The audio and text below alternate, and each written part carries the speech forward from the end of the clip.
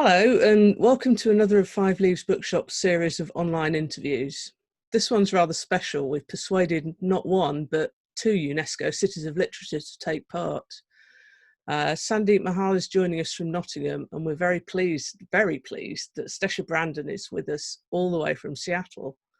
I remember back in 2015 when I was working on Nottingham's bid, we had a lot of contact with Seattle, who were also developing their bid at the time. So it's really lovely, 5 years on, now that we're both part of the UNESCO Creative Cities Network, to get together and find out what's been happening and what the plans are in both cities. So I'll be talking to Sandeep, who has worked in public libraries and with UK publishers. In the interest of brevity, I could say an awful lot more, but in 2013, she was seconded as a Clore Fellow to The Space, which was a BBC and Arts Council England digital arts initiative, which was absolutely amazing.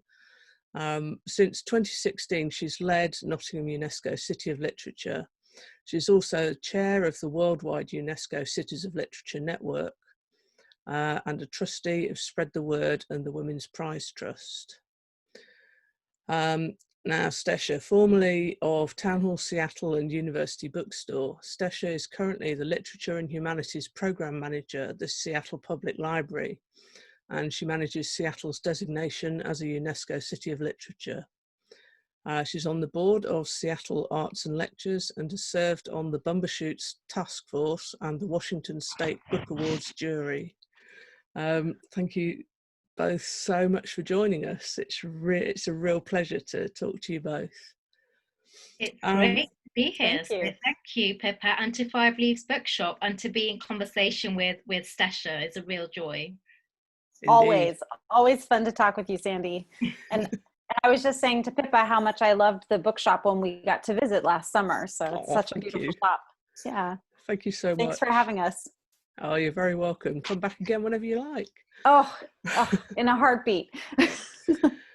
Okay, so I thought if we could start with maybe each of you in turn telling us just a little bit about how and why your cities gained the City of Literature designation, what kinds of activities you initiate and promote, and how people living in your cities benefit from the designation. So maybe if we start with Stesha. Oh, sure, absolutely. So we started actually back in 2013 and had an unsuccessful attempt to become part of the network, but we're strongly encouraged to apply again, which we did.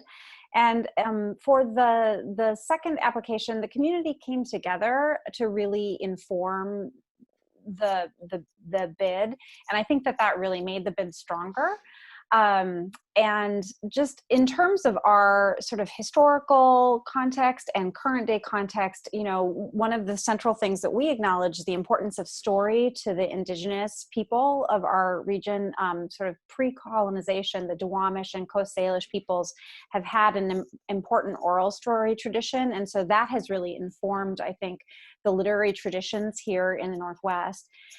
And then we have a robust literary ecosystem that includes indie bookstores, libraries, publishers, editors, and of course, readers. We can't leave them out.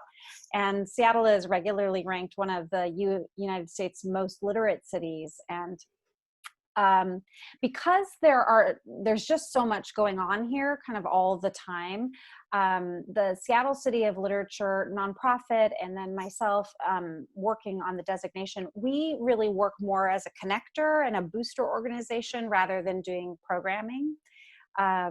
We have some projects that we're working on behalf of the city, but primarily we work to connect folks across the different industries with one another, and then to, you know, try to signal boost their programming. So, Sandy, what about you? Yeah, no, that's really interesting to hear, and also the sort of approach you took the second time round to involving the community, and I think that's really important to take an inclusive and collaborative approach so it doesn't feel so top-down heavy. Exactly. And it was very much the same. Though I wasn't involved in the bidding process, that was all the work of Pippa and David Belbin and others.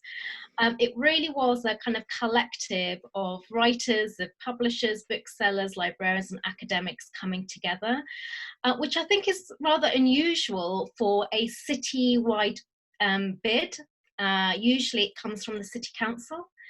And this really was a community effort. And so from that point of view, it was, you know, like Seattle, very, very inclusive. And I think the story of UNESCO's bid is really underpinned by, I suppose, the remarkable contribution the city has made to literature. And that contribution can be directly linked to Nottingham's tradition and really strong identity of social justice. And the research that went into the bid to UNESCO identified a contrarian common thread running through our literary heritage, from Byron to H. Lawrence, through Silito to Sleaford Mods, and our really thriving, multifaceted literary scene. So when I arrived in September 2016, I witnessed that energy. You know, there was the kind of grassroots poetry scene, the bookshops across the city, including Page 45 comic bookshop and the award-winning Five Leaves bookshop. We have a fantastically strong public library network as well, which I think is remarkable in itself, given the years of austerity we've had in this country with library closures.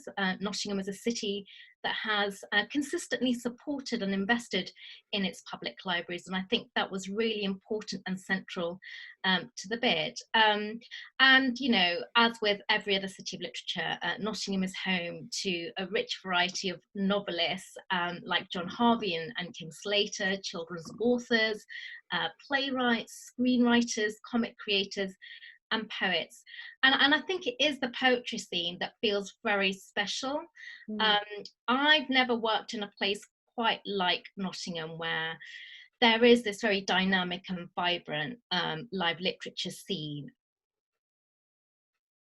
There are just every night, obviously pre-lockdown, including an annual poetry festival. And I know there are other festivals as well. So I think on the one hand, we have this really strong literary heritage, and then, you know, a fantastically diverse range of literary achievements. But then there's also this dichotomy between all of that and the pretty dire literacy rates we have in Nottingham, and that's directly linked to the city's poverty rates. So a big part of our bid was to really increase and improve literacy rates, and to try and make Nottingham a better place, using literature as a lever to that, I suppose. Yeah. Yeah, I think that is a common thread with our city as well, in terms of, you know, and then it links to the point of the network itself, which is around sort of, you know, leveraging or harnessing the innovation through the creative industries in order to impact social change. And so, you know, our bid, I think part of the work that we've really focused on over the years has been trying to find ways in which we can use the things that literature is really good at to help change people's lives, both, you know, sort of at a macro level and then at, you know, individually. And so some of that is working with individual artists or creators and, you know, impacting them individually. But then some of that is doing things like training. One of the first projects that we undertook, actually even before we had received the designation, was a series of workshops on racial equity training, and specifically looking at racial equity and how it intersects with the literary industry. And, you know, as we're seeing now, certainly in America, and I think around the world, these are conversations that are long overdue. And I feel lucky that we've started that conversation. It was late even back in 2016 to begin that conversation, but, you know, our communities have started having that conversation. And part of the reason that literature is so perfectly poised for that is that, you know, it's one of the best ways to amplify voices and also build empathy. And, you know, it's an amazing tool, as well as being super fun, right? So But I think that that's what you're doing in Nottingham as well, Sandy, with the amazing work that you've been doing, you know, trying to boost literacy rates and succeeding, right? Yes, I mean, a big part of our ambition in the bid was to commit to building a new city library. And we're still absolutely committed to that. So it's in build at the moment and is due to open in 2022.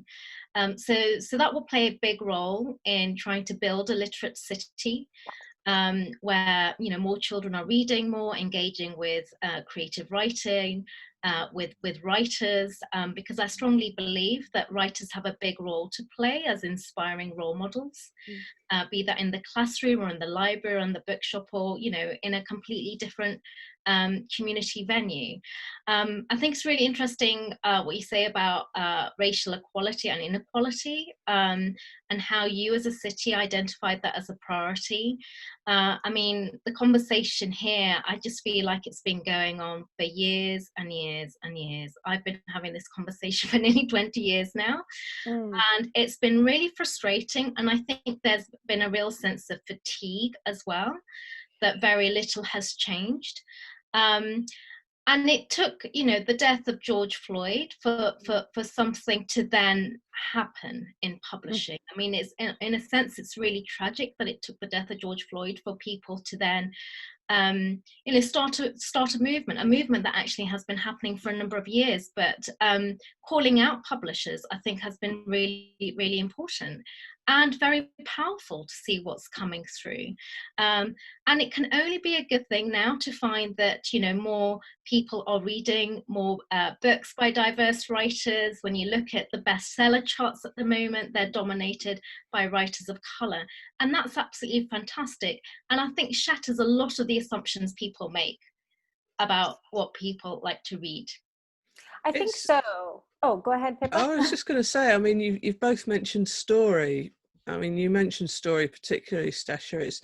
It's kind of about not just giving people their voices, but helping other people to listen to those voices. And literature and story are kind of at the root of that sort of thing. You know, they help people understand, and it kind of feels like we hit a hump and we just couldn't get over it, and then somehow all the protests surrounding George Floyd's death have kind of given it a push to maybe start to get over that hump. Does that make sense? Yeah, I hope so. I really, really hope so. I think that there are, as in Nottingham, there's been a lot of fatigue here around, you know, that these conversations are continuing, you know, we're continuing to have them, and yet things haven't changed. But it does feel a little bit different this time to me in some way. And I'm sure you've heard on the news, you know, there have been ongoing protests here where protesters took over a part of the city near one of our major police precincts and named an autonomous zone. And that's just really been a force for change. The people that are leading that movement are really holding space for and trying to imagine another future, right? And again, that comes back to story, right? Like, it gives us the power to imagine like what things could be different. And so and there's an amazing project called Mutual Aid Books, which has been up there. You know, people have been donating money and donating books to them, and they have a library up there that's for anybody who needs books. And it's, you know, again, it's featuring work by you know, we say BIPOC, but, you know, Black, Indigenous, and people of color writers. And so, you know, they've been focusing on that. And, you know, there's another wonderful bookshop, Estelida's bookstore. Estelida's library is actually what it's called. They're a bookshop and a library. They have kind of an unusual nonprofit model. And they've also been supporting, there was a historically African-American owned bookshop here that was in danger of closing because the founder passed away. And they've been supporting and trying to, you know, sort of boost that. And so they've all been working with the protesters and the occupiers to try and help you know, create positive change. And, you know, I think again that story is a huge part of that. When you were talking about story and, like, you know, us identifying that, one of the things that came to mind is this idea that,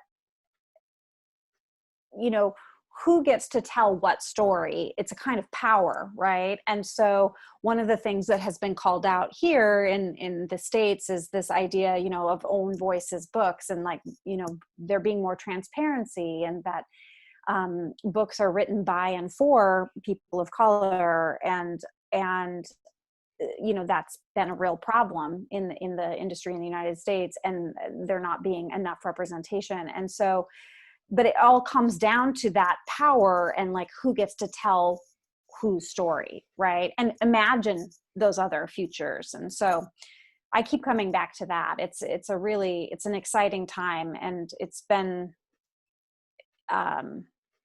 I wouldn't say stressful, but there's just a lot going on, right? It certainly is. And I think you're absolutely right, Stesha. I think we need writers, and we need groups, you know, organized to publish and promote and present and connect to readers. And that's because literature really helps us understand each other.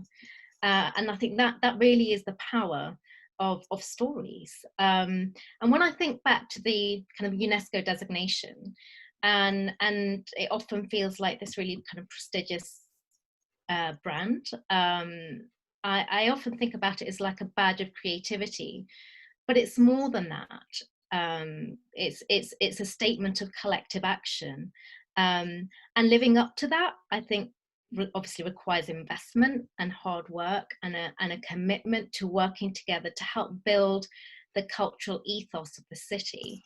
And that's where I think it is really important to celebrate freedom of expression, to embody a culture of listening to diverse voices, and criticism must be, you know, cultivated. And it sounds like that's something you've done in Seattle really well. Well, I think trying. And I think that's really important as well. There's an important role that cities can play in bringing together the kind of disparate parts of our world at a time when many are seeking to divide us.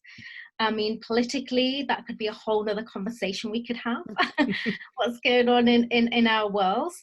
But that's where I think the network is really strong, has a fundamentally important role to play in showcasing, in talking about the importance of international collaboration, particularly between writers and publishers, and, you know, librarians and readers, everybody that kind of makes up that whole literary ecosystem. And so like Seattle, Nottingham plays this role in coordinating and brokering opportunities that come through, so that everybody gets to benefit.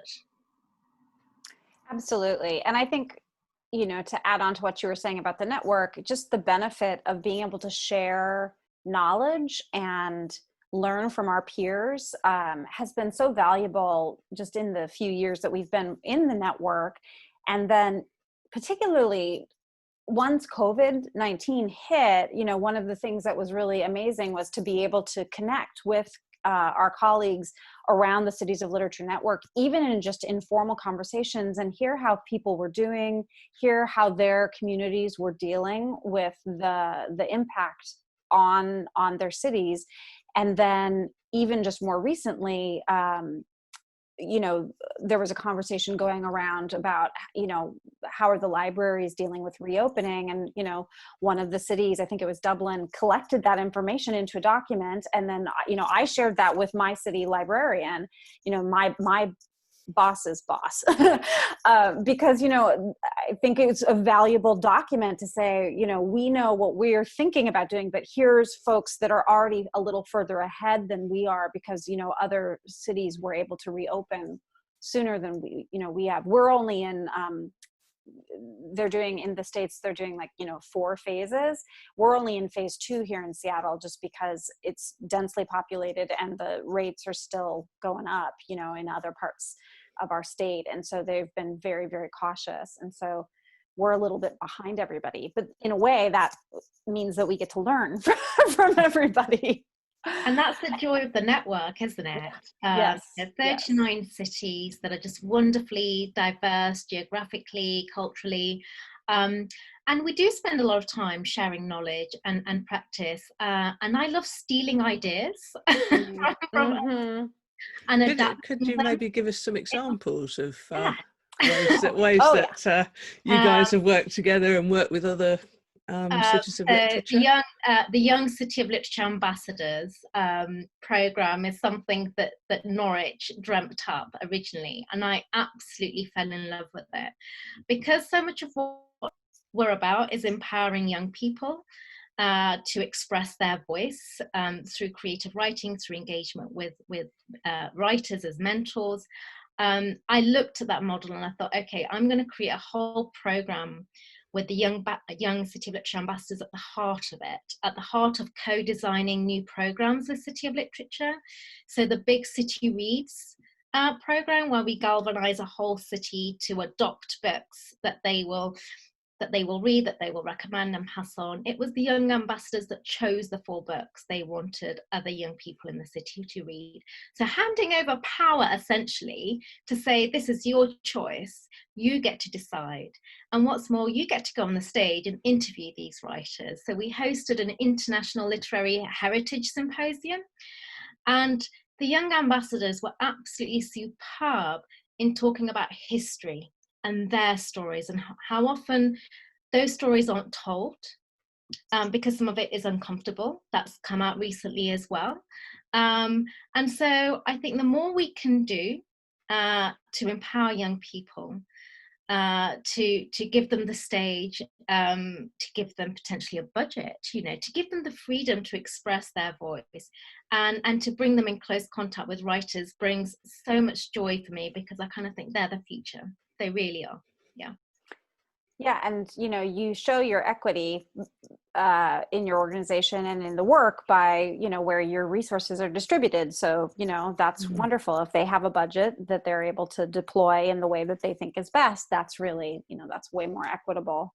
I will also take a moment to say that this idea of the one city reads one book kind of idea actually originated in Seattle back in 1998. So a lot of the cities of literature have that program. I'm going to take credit, even though it wasn't my idea. No. But we also love to steal things, with permission. And so one of the projects that I think we stole it from Ljubljana, was just, we reached out to 10 writers and asked them to consider the question, what does it mean for Seattle to be a city of literature? And how can the creative industries impact social change? We asked writers to consider that and then write a pretty short essay on that. We asked them to keep it to, I think, 1,500 words or something. So they had to be pretty concise. And that essay collection comes out it was meant to come out in June, but we pushed it because of COVID, we pushed it to September. And so what I think is going to be really interesting is that, having looked at the essays and having seen what the writers are imagining, in ways that Seattle is a city of literature, it's not like this homage to Seattle. It's more, when you criticize the thing that you love because you want it to be better. And so what is kind of remarkable is it was all written before COVID-19 hit, or before the most recent spate of police brutality against BIPOC people sort of has spurred the most recent rounds of protests.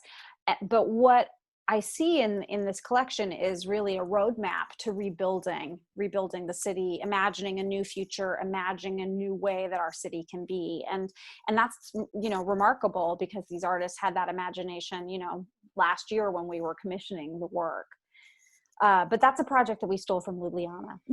So, That's brilliant. I love the way that you're all sort of getting, you're not stealing, you're getting ideas from each right. other and taking them forward. Yeah, and then sharing the results. Better. I think that's the whole point. That we often talk about that, don't we? That as a network, we're about making the world a smaller place and making each other better, strengthening what it is we do. Yeah.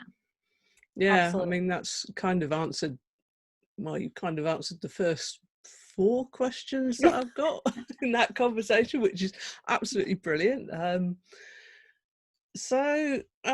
guess I'd be interested to know if you've got any collaborations with particular organisations or groups that you'd like to set up, sort of, you know, ways that you could take some of the activities that you're doing now and the ideas that you got from other cities forwards.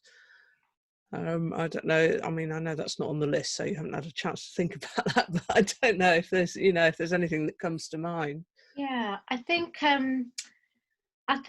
what's been really clear about this whole crisis is how quickly we've had to adapt, and often this rush to online initially, and we sort of took our time with that, didn't we, Pippa? Yeah. We had a very early conversation about a collaboration to work together to curate a program of online author events. And we didn't do it straight away. We obviously had to raise a little bit of money, talk to publishers about who might be available, and to think about how we might do it, and to learn from others who'd already kind of jumped online and started doing events. So I think that's something that is going to continue. It's been hugely successful, really positive. I've really enjoyed doing them. It's been something completely brand new for City of Literature, and I think for Five Leaves Bookshop as well. And I think what will emerge is this sort of hybrid model where there are physical events in this new world of social distancing. And I think social distancing may well become a habitual part of our way of living until, you know, we're through the other side where there's a vaccine and, you know, we can go back to, I don't know whether we will ever go back to normal, but this certainly feels like a new normal, the whole social distancing. So I think we will have a model of events that are physical and then the digital as well. And I think the digital is what opens up all kinds of possibilities for international collaboration. And that's what's been so exciting. Programming Anne Patchett and Tiari Jones from America, yay, that was great. And Emily Pine and Christine Dwyer-Hickey from Dublin. And we've got Philippe Sands and Stefan Collishaw coming up. So I feel like there is lots of potential to collaborate with international partners in new ways. And the international meetings, I mean, Stesha, we were supposed to be in Santos in Brazil. Right now, right? Right Or now. on our way, yeah. Yeah. On the day that it's announced that the Brazilian president has tested positive for COVID. Yeah, I mean, it's really, I mean, when I consider what's happening in the States, obviously here and in Brazil, obviously it was the right decision. People's safety comes first. And then we were supposed to be going to Prague in September for the annual Cities of Literature meeting. And we made the very difficult decision to cancel that. But it's the right decision. And what's more, we're going to do it online. We're going to do it in a different way. And it's not going to feel quite the same because, as you know, when building relationships, being in the same room as people and you know, doing all kinds of networking and integration activities, it makes a huge difference. It's a different kind of experience to online. So the connection might be different, but I think the conversations will be equally uplifting and inspiring, as they always are whenever the Cities of Literature are in the same room. Absolutely. And I think that the sort of one silver lining of the reduced travel is just the environmental impact of being able to save all of that travel, you know, save the impact of that travel. So I'm trying to look at it like that rather than being sad to miss out, you know, on seeing these places. So. But don't you think it kind of, I mean, in a way we're kind of shut down and sort of drawn in on ourselves, but at the same time it's really opened the world up, because I mean we've had audiences for our online events from everywhere in the world pretty much, which is fantastic. So not only can we bring international authors to our local audience, we can bring international audiences to our local authors and our international authors and everything. So it kind of it does open things up, even though you don't get these sort of shaking hands and actually being in the same room with someone. I think you're right. Yeah. Go ahead, Sandy. I was just going to say that another strand to and a new collaboration we've developed with Nottingham Castle Trust and the Challenge Partnership in Nottingham that leads on cultural education opportunities for children and young people is a Letters of Solidarity campaign where we are inviting young people to write about their experiences of lockdown and to share their messages of hope with a global audience. And as part of that programme, we are going to be delivering 3 online creative writing workshops. And we've already experimented with one with an audience of young people. There are about 7 young people who took part in this creative writing workshop. And a couple of them said that there is no way they would have ever attended a physical workshop because of their social anxiety. So that's the other thing about digital, is that it is bringing people into a space they wouldn't normally go to in the physical kind of world, which is terrific because it's removing all kinds of barriers. I think you're right. I think that those, you know, in some ways we worry in Seattle, we worry about access because sometimes digital access is a problem. And so having everything be online is a little bit worrisome sometimes, but in a way it does allow folks, if they can get online, it does open that up. I was telling Sandy, I think last month, that I ended up being able to attend the Hay Festival, for the first time, because they were streaming it for free online. And I was like, this is amazing. And I registered for like 20 events, it was insane.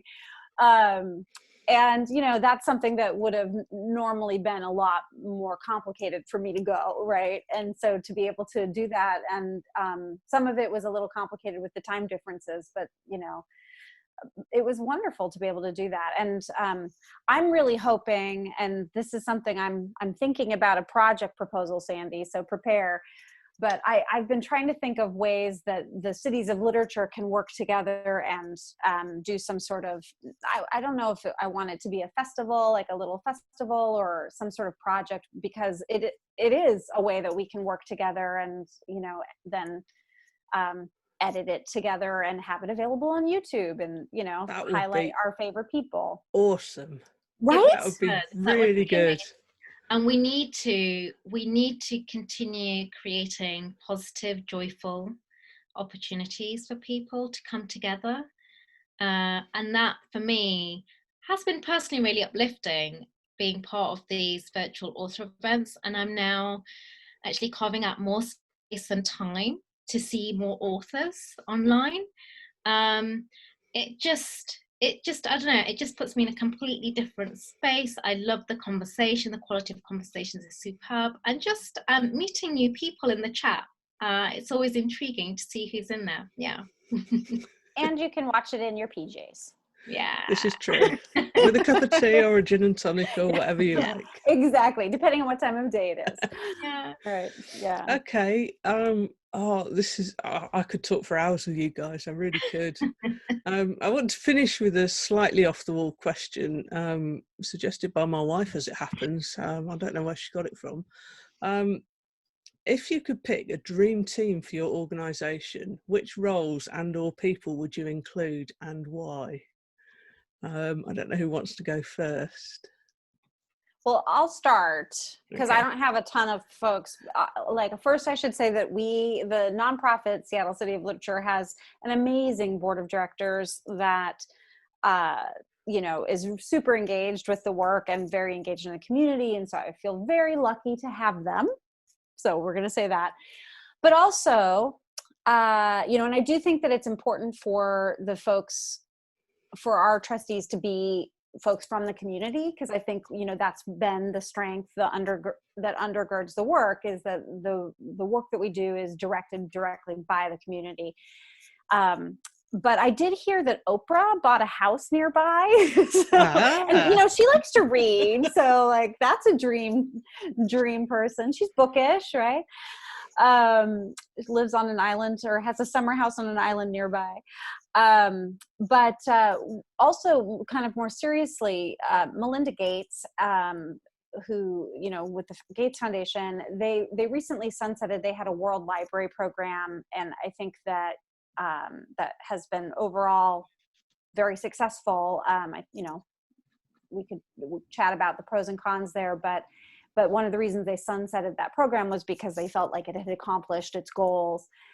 But you know, she really understands the impact and importance of literacy on other parts of like, if we want to reach some of these other sustainable development goals around access and around infrastructure, literacy is one of the key, you know, things there. So she really understands that, and also understands, you know, having a global outlook and what, you know. So those are probably my two picks, you know, to have as trustees. I don't know.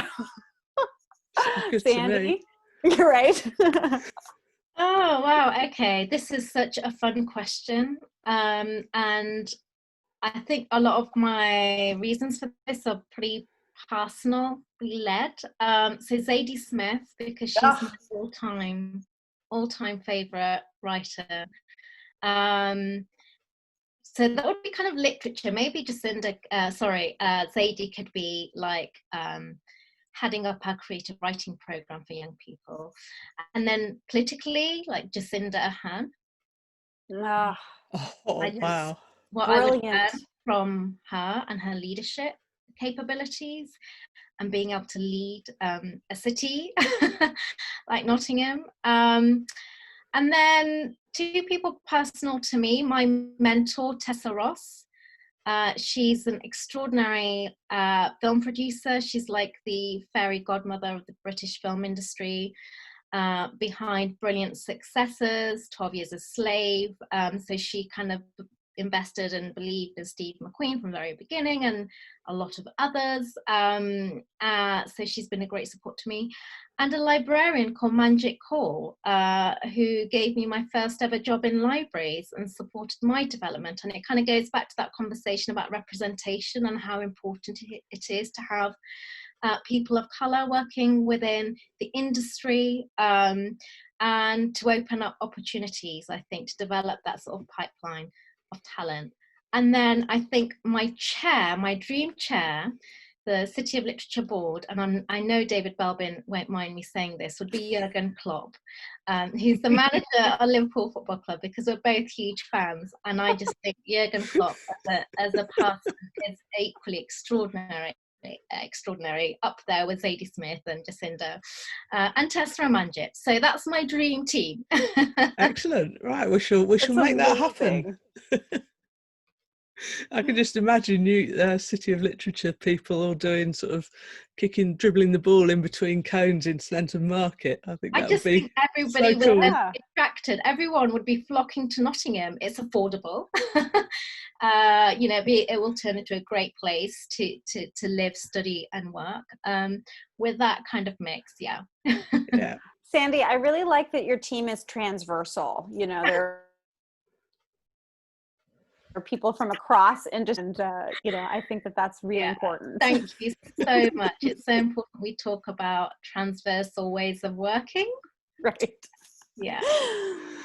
That was amazing. Thank you both so much for talking to me and basically conducting the interview between yourselves. It's been lovely to just sit back and listen to you talk. I really enjoyed that. Thank you, Pippa. You're very welcome. Thank you so much. This is so fun. It's morning here, so this is a wonderful way to start my day. Excellent. Well, thanks so much, and we'll hopefully talk to you both again sometime and find out how the plans for getting Oprah and Jurgen Klopp's on board going. Yeah, we need to find a way to make that happen, Stesha. Okay, I'll help you with yours if you help me with mine. Yeah. Sorted. Right. Great. Okay, thanks very much indeed, and goodbye from Five Leaves Bookshop. Bye. Bye.